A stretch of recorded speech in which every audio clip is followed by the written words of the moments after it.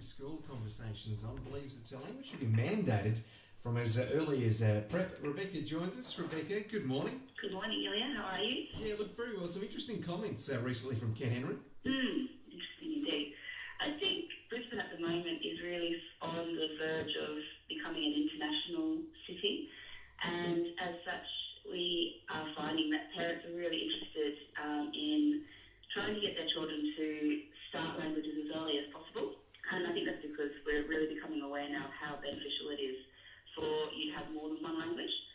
And I think even we're also getting now lots of older learners too who are coming back to languages, maybe that they've learned in high school or because they're going away to travel, or just because they want to keep active, so keep their minds active.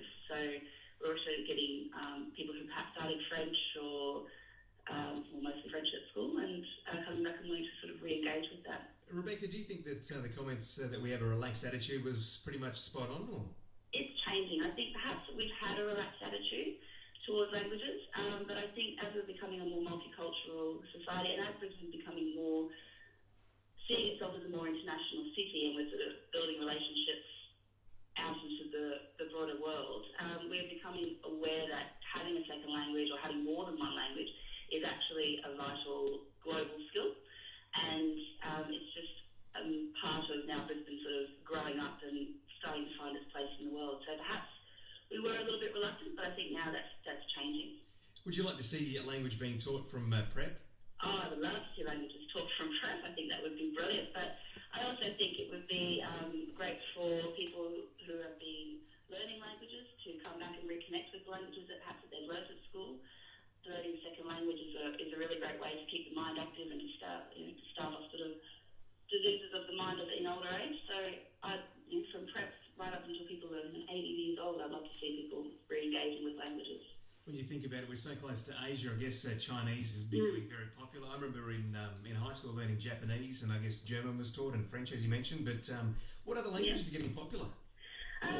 French is by far and away here our most popular language. I think people still have a romantic connection with the idea of Paris and the romantic travel of the Loire Valley and the wine and French culture. I think is still a very strong romantic connection to that.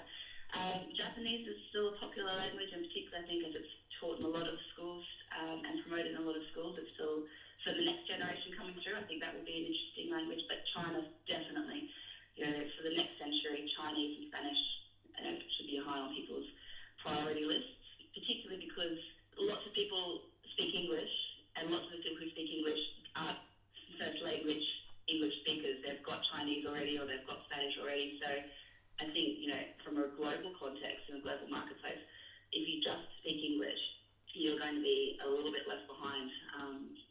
Nelson Mandela had a really great quote. It was, if you speak to a language I understand, you speak to my head, but if you speak to me in my own language, you'll speak to my heart. And I think that going forward, the more we can speak to people's hearts and connect with people on their own level, rather than expecting everyone to sort of have this English language, it will move the world forward in a much more positive direction. Rebecca, before you go, how many languages do you speak? I have two languages. I have Japanese and English.